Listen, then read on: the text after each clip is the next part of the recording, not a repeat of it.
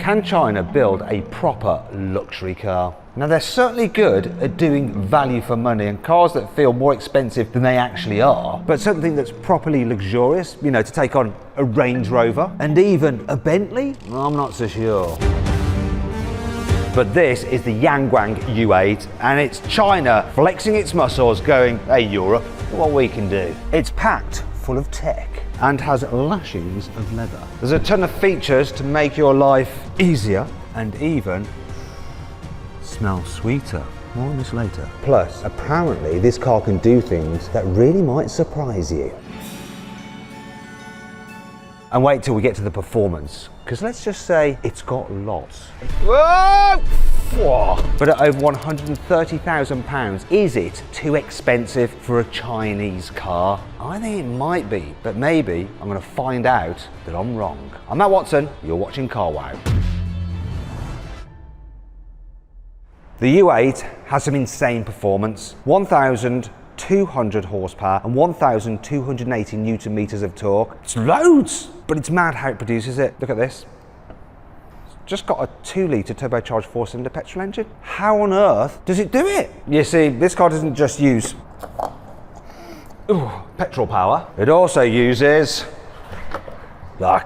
electric power. So we've got a 50 kilowatt hour battery pack which powers 4 electric motors, one on each wheel. The petrol engine just works as a generator to provide electricity when the main battery runs out, so you've always got charge and always got performance. The downside is that all this tech adds to the weight. This thing weighs in at 3.5 tons. So how does the power to weight ratio compare to some other luxury performance SUVs? The new Range Rover SV has 220 horsepower per tonne. The Bentley Bentayga Speed has 264 horsepower per tonne. The Tesla Cyber Beast has 275 horsepower per tonne. But this Yangwang U8 has way more, 346 horsepower per tonne. So what does this translate to in reality? Let's launch it.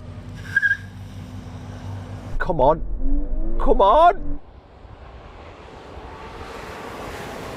This Yangwang just did the standing quarter mile in 12.4 seconds, which is slightly quicker than the BMW X7 M60i. However, that car only has 530 horsepower, which is less than half than the U8. But then the BMW also weighs 800 kilograms less, and that brings me on to another issue. With a few passengers on board, this Yangwang could easily weigh over 3.5 tons. And in the UK, that's a bit of a problem. If you passed your driving test after 1996, you can't legally drive a car weighing over 3.5 tons without doing an extra test. An old person like me can though. Anyway, that's not the only quibble I have with this car. They've done a bit of copying. Well, actually, they've done a lot of copying. Land Rover Defender. This whole roof section here, so Land Rover Defender. This panel here, yeah, on the Land Rover it's kind of here, but it's influenced by the Land Rover. The shape of the body panels, Land Rover. Even the shape of the door mirrors, same. But there are things that are different, so they've added more bits to it. More bits here. There's more bits down there. I'd say the design isn't as clean as the Land Rover, but you know, the basic shape, Land Rover. But what about the back? They're trying to be a bit more subtle around the back. It's like, yeah, copy the Land Rover, but just try and hide it. So let's make the spare wheel an octagon shape and let's go crazy with the LED lights. No one will know. It's now completely different. I'll tell you what is completely different though. The front. Nothing like a Land Rover in any way, shape or form. I'd like to say it's its own thing with all these kind of crazy lights on it, but it's not. Reason is, these lights, Nissan Juke. The whole front, Citroen DS. Do I care though? No, I don't. It's definitely got presence, and wait till you see the inside. So, shape of the dash, clearly inspired by Bentley, and maybe this from Mercedes. But like those brands, it feels proper quality in here. So like the leather is lovely, really nice. And the steering wheel buttons feel expensive. These rotator dials which change your modes, they feel really solid and quality. Same with the switchgear, the paddle shifters, the steering wheel. Everything you touch has a luxurious edge to it. Really nice. Ooh. If you're wondering what that noise is, it's because in Dubai they always like to have tinted windows, so it's making a bit of a noise when you're lowering the window. Otherwise it probably wouldn't do that because these windows, they are double glazed. This is double pane soundproof glass. Down here, the charging pad, which has 50 watts charging speed. 2 of them lined with Alcantara. The roof is lined with Alcantara. Everything just feels exquisite. In here, you have a fridge, of course. Down here, you have some more storage. And in there, if I just press this, you have special little perfumes, which will cycle through depending on what mood you're in, to send some nice scents coming out of the air vents. In terms of storage, we have a felt-lined glove box. The door bins, though, I think things will fall out of those when you're accelerating hard, because they're not very deep. The infotainment system and the digital driver's display, obviously being Chinese, there's lots of tech and you can cycle through different menus. And then these roller switches to go into different driving modes. There's a little extra switch panel here at the side of the digital driver's display, which is a touch-sensitive control panel for things like your headlights, your hybrid system and your heads-up display. Woo! And the main display as well, I just put it into sport mode. The main display, look at the speed on that, that is responsive. And yes, you have to use the screen to do things like the climate control. There's no physical buttons, but you can configure it and swipe through all your different menus quickly there, like that. There's some solid filling toggle switches, which are for you, like your driving modes, like your locking diff and stuff like that. And we appear to have some music. I don't know what that meant, but it's made the screen go off. I feel like I'm in a spa. And of course, the passenger has their own screen to mess about with as well. Oh, look, we've got a big glass roof. That's nice. Inside, it feels premium. It feels like a car that costs over £100,000. I've got a lot of tech in here as well. What about for passengers though? Well, it's just as luxurious as in the front. You've got the same accoutrements. No skimping back here. Same leather extended all the way down there. Same soft carpets. And then there's the room. Look, I've got loads of room. I don't need any more room. Look, loads of room. But if I want some more room, I can have some more room. Check this out. Press this button here.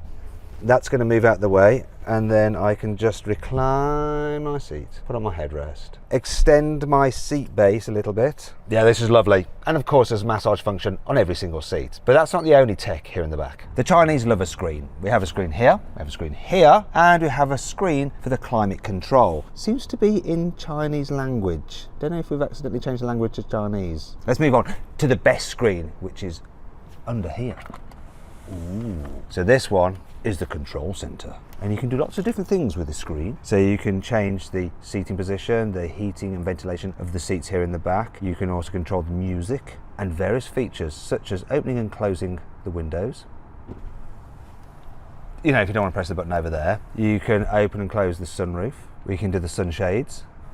I think I'll keep it open because there's something else I want to show you. If you look carefully at this glass, it looks like it's had a tint on it and then someone hasn't fitted it properly because there's air bubbles. They're not air bubbles, they're special LED embedded units in the glass. Watch this. If I press this button for the Starlight headliner, I can change the colours of those streaks. Can you see? Obviously the effect is much better when it's dark. I've got a way of simulating that. Let's get some coats over it. I don't think anyone has a coat.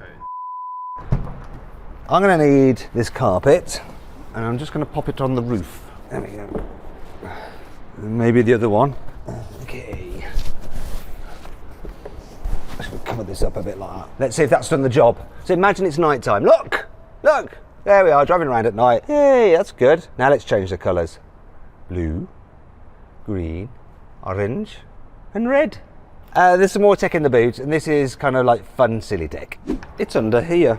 Hasn't actually been opened by the owner. It's a microphone because this has a karaoke machine built into it. But it's not just about nonsense, it's about practicality. So we've got a big square boot. Look, it's like a G-Wagon in terms of the capacity. And you have some handy features such as, look, I can lower the car down on its air suspension to make it easier to load. Ooh, yeah. And then with the press of a button, fold down the rear seats. Let's do the other one as well. Or not. Oh. I realised why it was taking so long. It doesn't just fold the seat back down, it folds out the seat squab first, so you get a completely flat low bed. And this is the problem. Classic European guy judging Chinese cars without knowing what he's talking about. Sorry, China. Don't hate me. I might want to visit sometime. Oh, and look, obviously on a car like this you have soft closed doors, but you even have it here. And it's raising the suspension back up now for me because I've loaded it and it's all good. Clever. Do you know what, I've just realised how totally stupid I've been because I didn't even need to press the buttons and hold them down. Just press one of these and it does it all automatically. I was too busy just like jabbing away and making it go up, down, up, down, up, down. I just didn't know what was going on because I couldn't see the seat squabs moving. Hopefully I can live this down. Clearly, this Langwang is packed with loads of tech, even if some of the features take a bit of getting used to. But how much does it all cost? Chinese cars tend to be a lot cheaper than Western competitors. For example, Yangwan's parent company BYD sells one of the cheapest new electric cars in the UK right now. It's a £19,000 Dolphin Surf, but this U8 is a bit different. In China, it costs the equivalent of £120,000, and it will cost significantly more than £130,000 once you've imported it to Europe or the UK. Okay, so maybe that's less than half the price of a Rolls-Royce Cullinan, but it isn't a million miles away from a Range Rover SV or an entry-level Bentley Bentayga. So this U8 has to feel like a true premium SUV to drive, or it's game over. Right, from the get-go, I can tell this car's been set up with luxury in mind. It's very quiet, I don't really hear much of what's going on the outside. Then there's the comfort. So here's a speed hump. It should swallow this up. It's heavy, but it's also got air suspension, so oh, yeah, nice and soft. Sometimes though, the Chinese cars, they lack the finesse over the more tricky bumps, like the small high frequency bumps. So here's some here. There. That's actually all right. Better than I thought it might be. The suspension isn't quite as wafty as a Bentley, and definitely not a Rolls-Royce. But for the money, it feels all right. Considering it's got 1200 horsepower, the throttle response is quite progressive. I don't feel intimidated, though I am in comfort mode. Maybe that'll change in sport mode. There is an eco mode. I shan't be going there. I'm not driving particularly quickly. I'm only like crawling along at 30. The steering does what most Chinese cars do. It just feels a little bit disconnected. It's not terrible. Let's just have a little squirt here. Oh, hello. Blimey. There's a momentary delay and then it just takes off. And then you have to brake quickly. And then you notice the car's weight. Okay, here's a little bit of open road. I'm gonna go into sports mode. There we go, sport, I'm gonna floor it. Whoop! You can feel that it's a heavy car, but the way it manages to shift is quite impressive. I'm gonna do it again. Whoa! It sort of pitches like that and loses traction on the front axle because the nose is in the air. Oh, hello. Let's do it again. Whoa. Apparently this car can swim, so a little bit of water like this, no problem at all. According to Yangwang, the U8 can float for about half an hour and use its wheels like paddles to cruise along at a whopping 2 miles an hour. But obviously it's only for emergencies. You can't drive across the channel or anything daft like that. But this car does have some other gadgets that might be genuinely useful. Well, so long as you can get them to work. Being a big car, it can be tricky to park, but you do have surround view cameras. Look, see, and auto parking. How does it work? Ah, park. Do not. Oh, do prompt, sure. It's in Chinese, don't know what I've just agreed to. How do you do this? Auto parking. Confirm. Oh, that's confirm. Is this going to work or not? Let's try again. Parking. I want that space. That one, there, that one. Oh, looks a bit glitchy. Is it going to work? No. This is your last chance. Oh, that one. Is it happy? It was starting to do it, and then I bottled it. There, we're on. We're on. You ready?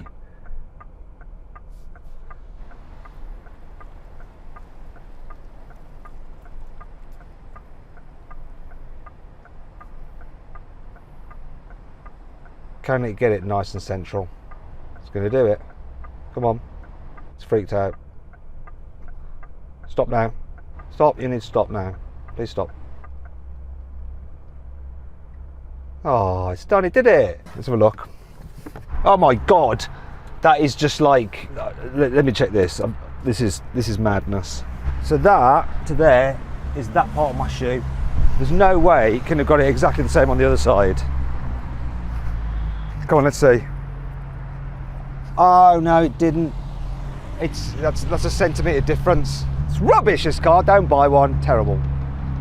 I'm only joking, but does all this prove that China has finally built a proper luxury SUV? Well, on paper, yes. This Yangwang has even more tech than something like a Range Rover or a Bentley, and it has way more power, plus will turn more heads. And best of all, it's less expensive. So what's not to like? Well, the name for one. Half the reason people buy a luxury car is the badge. And I'm sorry, but I don't think Yangwang will ever have quite the kudos as Bentley or Range Rover.